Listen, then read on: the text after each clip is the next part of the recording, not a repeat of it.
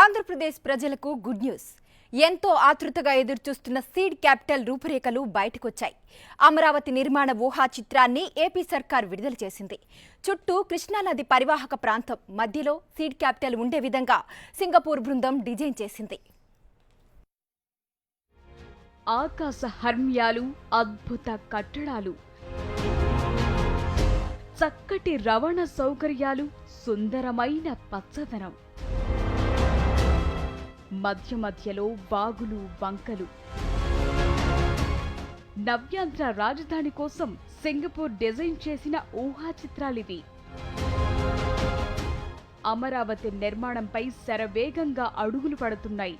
లేటుగానైనా latest గా capital ఉండాలని AP భావిస్తోంది. ప్రపంచంలో ఏ దేశానికి లేని రీతిలో రాజధాని నిర్మాణానికి కసరత్తు చేస్తోంది. రాజధాని నిర్మాణానికి సంబంధించి 4 3D ఊహా చిత్రాలను ప్రభుత్వం విడుదల చేసింది. ఇప్పటికే తొలి దశ మాస్టర్ ప్లాన్ ను అందించిన సింగపూర్ సంస్థలు అమరావతి సీడ్ క్యాపిటల్ డిజైన్ కు రూపకల్పన చేశారు. జూలై 20న ముఖ్యమంత్రి చంద్రబాబుతో సింగపూర్ మంత్రి ఈశ్వరన్ భేటీ కానున్నారు. రెండో దశ ప్రణాళికల్లో భాగంగా 15 చదరపు కిలోమీటర్లకు సంబంధించిన సీడ్ క్యాపిటల్ ప్రణాళికను అందజేయనున్నారు. నవ్యాంధ్ర కలల రాజధాని ఎంత అద్భుతంగా ఉండబోతోందన్న దానికి ఈ ఊహా చిత్రాలే నిదర్శనంగా నిలవనున్నాయి. చుట్టూ కృష్ణానది పరివాహక ప్రాంతం, మధ్యలో సీడ్ క్యాపిటల్ ఉండే విధంగా సింగపూర్ బృందం డిజైన్ చేసింది.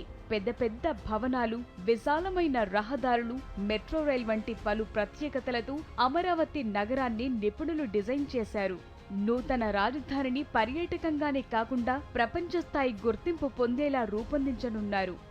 కృష్ణానదికి ఇరువైపులా ఆకాశ హర్మ్యాలను తలపించే ఎత్తైన భవంతులు నిర్మించనున్నారు.